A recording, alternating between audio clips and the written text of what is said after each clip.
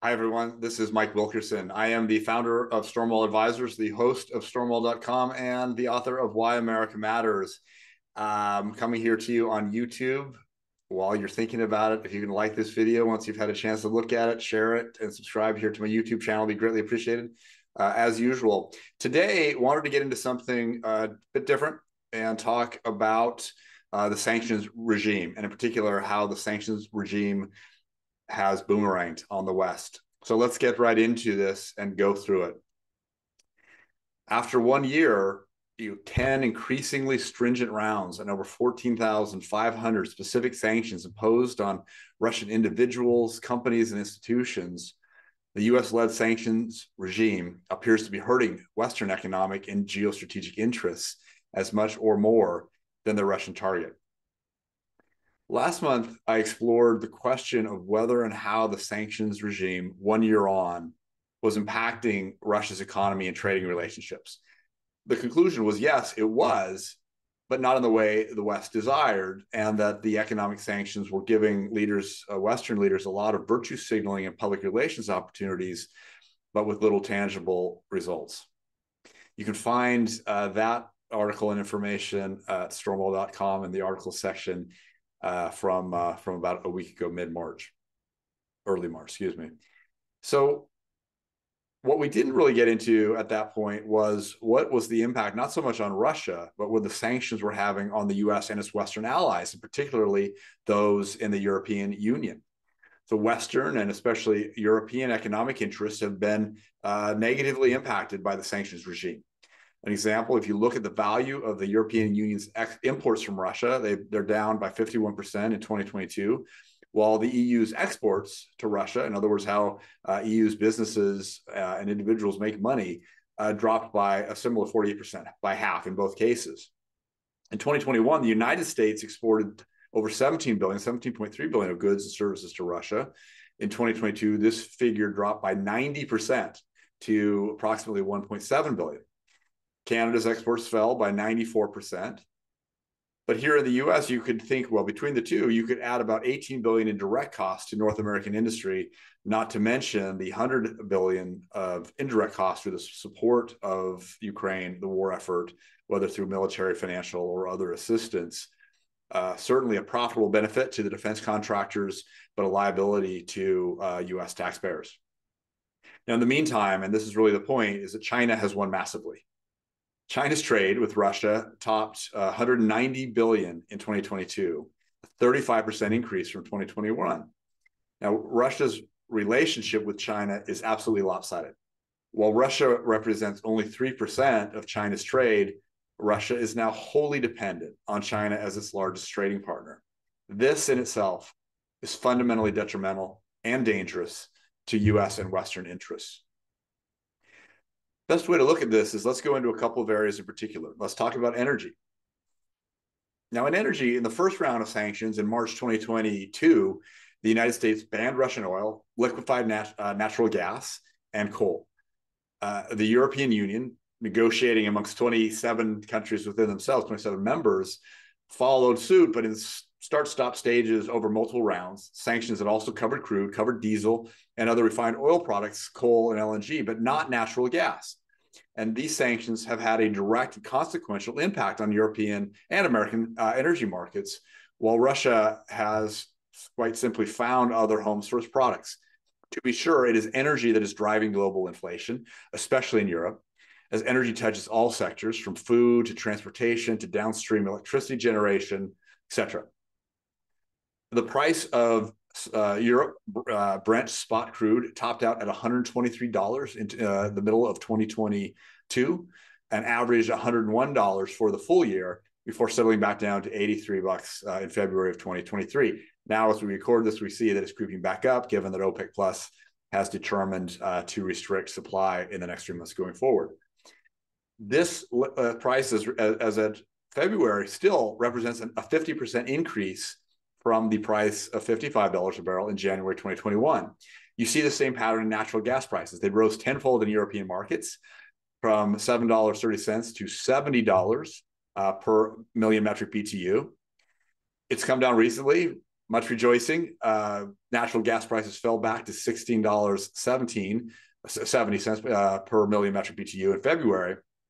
But again, let's not fool ourselves. This is still a 129% increase in the 2 years from January 2021.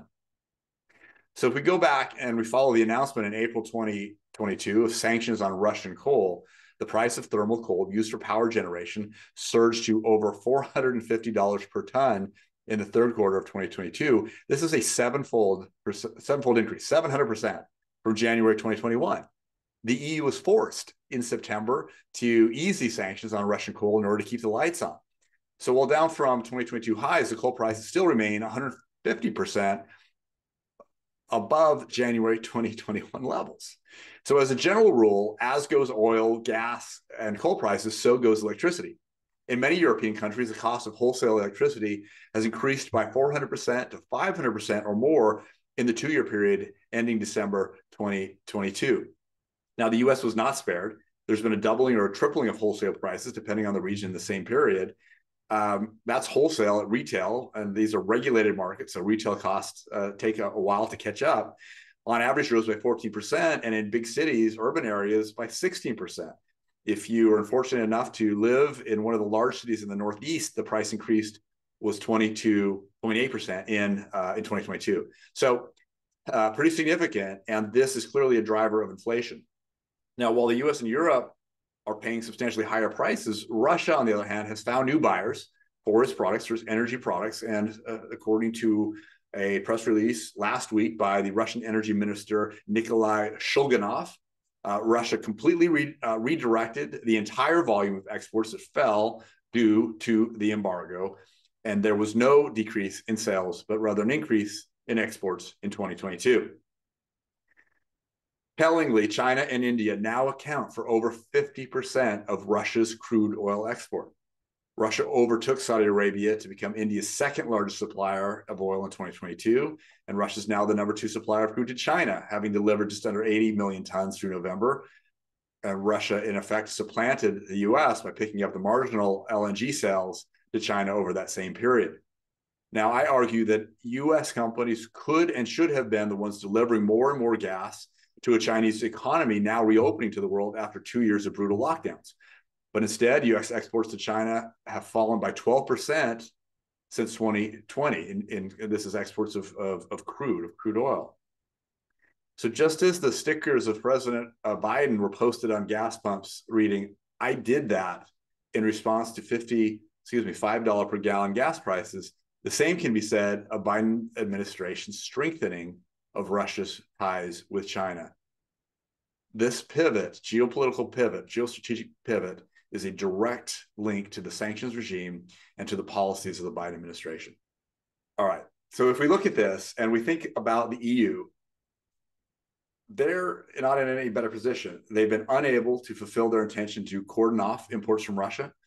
The value of imports definitely fell by half again in 2022, including 40% less natural gas as a result of the sabotage of Nord Stream and other issues, which, by the way, the US has now replaced Russia as the leading supplier of both gas and oil to Europe. So certainly the US, willingly or knowingly, someone certainly knew, has supplanted Russia as the provider of European energy. Is Europe better off? I think we'd have to ask someone else, but I suspect the answer is no. In 2022, Russia increased its direct sales of LNG to Europe and to China by 37%, 29% respectively. Interestingly, China essentially then took that LNG, shipped it back through intermediaries in the Middle East and elsewhere, and sold it back to Europe at a larger markup. So now European nations will pay China in yuan rather than in US dollars, pay more for their LNG, and lose every step along the way. And by the way, the fact that now France is paying in yuan, Saudi Arabia is paying in yuan, Brazil is paying in yuan, this is an example of the death by 1,000 cuts to US monetary hegemony and the dollar dominance. We're seeing the dominoes begin to fall more rapidly than anyone would have imagined. Enough about energy. Let's move on and talk about food and agriculture as the next relevant topic. These generally, food and agriculture, were excluded from sanctions Nonetheless, food prices have suffered from around the world from the knock-on effects related to the cost of energy, transportation, insurance, other inputs, as well as the inability to access sanctioned banks and payment networks to pay for technically unsanctioned products. According to the FAO, the Food and Agricultural Organization of the UN, global food prices were up 51% in 2022 compared to the start of 2021 before lockdowns. They've come down somewhat, but they're still up over 36%. So as a consequence of sanctions, which can include tariffs and quotas in addition to blocking payments and restrictions on transport, fertilizer prices have doubled since January 2021. Now, fertilizer is a key input to grains, to cereals, to many other food commodities. And Russia is the world's leading exporter of fertilizers, around 15% of global exports in 2021 before this whole series of events happened. Interestingly, according to the IMF, every 1% increase in fertilizer prices translates into nearly 0.5%, 0.45 increase in food commodity prices. So with this increase over the last year, it implies a 45% increase in food costs across the food commodity complex. Importantly, the IMF also notes that these elevated prices typically persist for a year or more after a fertilizer price shock, as they call it, implying the prices are likely to remain elevated through this year, 2023. Now, the U.S. government, watching fertilizer prices spike by 30% in just 2 months, sought in July of 2022 to make explicit exemptions for Russian fertilizer from its sanctions program. The EU, in the middle of trying to get its 27 members aligned together, persisted with sanctions, but the impact was so severe in Africa and even in Europe that by December 22, the EU changed course and exempted fertilizers, both transport and the financial flows, to the companies or the oligarchs who own them. However, the EU now has the privilege of paying substantially more for these products, given the distortions in the market. Now, here in North America, not wanting to be left out, the Canadian government imposed their own form of sanctions in the form of a 35% tariff on imported Russian fertilizer.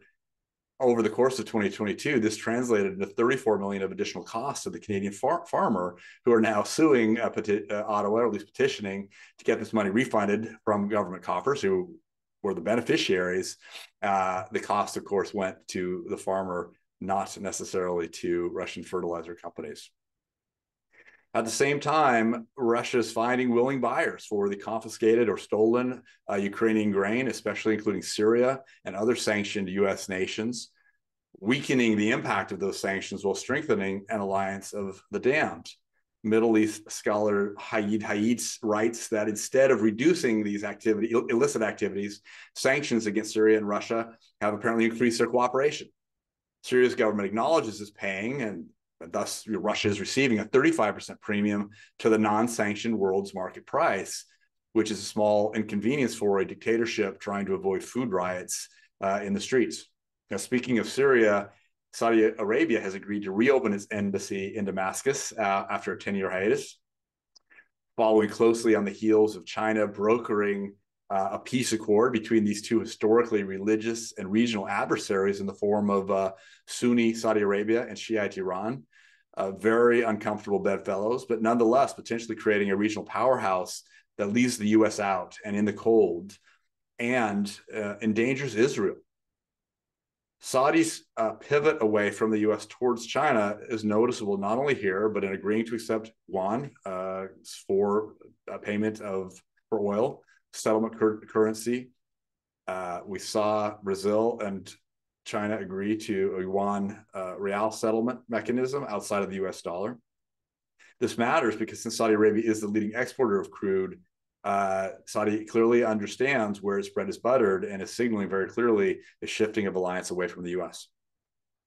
Iran and Saudi Arabia are each keen to participate in this expanded BRICS organization: Brazil, Russia, India, China, South Africa, which is now increasingly becoming a broader anti-American alliance of sanctioned, bullied, or neglected nations seeking a new political order. So countries as diverse as Argentina, Egypt, Indonesia, Kazakhstan, Nigeria, Saudi Arabia is mentioned, Senegal, Thailand, UAE, and others are considering, and in some cases in the process of formally applying for membership to BRICS Plus.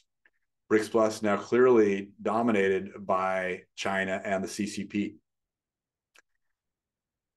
Finally, I just want to say that sanctions have rapidly accelerated a process that was already ongoing, explicitly designed to undermine US dollar dominance and the power of US financial, monetary, and trade sanctions to force other nations into compliance. Speaking specifically, banking and payments networks, the US Treasury recently boasted of having implemented over 2,500 sanctions, including on Russian banks that represent over 80% of total Russian banking sector assets, and have said that they believe that sanctions and export controls have caused Russia's financial sector losses of hundreds of billions of dollars. Now, I looked into this pretty closely, and what Treasury fails to note is that, yes, these losses occurred in the first half of 2022. A lot of them derived from foreign currency reserves that were held by Russian banks in a period that saw the ruble rise against the dollar, and thus caused the value of these reserves to depreciate in accounting terms. Secondly, that the Russian banking sector regained those losses, regained profits in the second half of 2022. So they ended up in a profit position, although way down from 2021, to be sure. And that in January of 2023, the banks were back to earning very high returns on equity, 29% across the banking sector, according to the official banking sector data. And the banks were able to grow, the sector was able to grow by 60% in 2022 as well. So it's not as painted. And what is happening in the meantime on the other side is that the US dollar share of global transactions, foreign exchange reserves, while it's been falling for years, this process over the last 12, 13 months, the weaponization of the US dollar against Russia, against her allies, has accelerated the process. One example is, according to Reuters, that the trading between the yuan, the Chinese yuan, and the ruble increased by 800% since the start, since the invasion. This is about $1.25 billion per day. And nearly all of that volume has come at the expense of US dollar and euro exchange transactions. So I want to wrap this up and get to the punchline here, which is that the increasing ties between China and Russia in their banking and monetary systems are a product of sanctions. The relationship was formed a full decade ago in the aftermath of the sanctions imposed on Russia by the US and the West following Russia's annexure of the Crimea. Over the course of the decade, the technical aspects, the financial systems plumbing, everything that was required to make an alternative network a practical reality have now been nearly fully implemented. When the US excluded Russia from SWIFT, the global payments network denominated in US dollars, but controlled by the US and the US banks, the US kicked Russia out from SWIFT. They couldn't make payments. That action only served to hasten a transition that was moving along, but was neither inevitable nor in the near-term future that it had to happen. Russian sanctions are boomeranging on the West. They're fueling inflation. They're distorting global energy markets. They're increasing food insecurity worldwide, and they're harming Europe's economy and energy security in particular. The US will do relatively well compared to Europe, but this is not in Europe's interests, strategically, economically, or otherwise, to continue. Sanctions are accelerating the process of undermining the US dollar denominated global financial system, and it's encouraging the development of a new anti-American alliance with former allies, or at least neutral nations. The sanctions themselves are inadvertently pushing Russia, a nation that could have been a US ally, or at least a neutral and a buffer nation state, European by heritage, wanting to see itself prosper and its economy thrive. Sanctions are pushing Russia into the hands of our most formidable potential adversary. While an objective analysis would indicate that eventually the dragon will devour the bear, for the moment, the bear has no choice but to run into the dragon's welcoming arms. This was not an inevitable or necessary outcome, but we may have passed the point of no return on this. I have more to say on this. You can look at some other videos on the subject here on my YouTube channel. If this has been helpful to you, please do like it, share it, subscribe to my YouTube channel if you haven't. You can find all of my writings and other videos at stormwall.com. And I look forward to seeing you next time. Thanks for joining me today.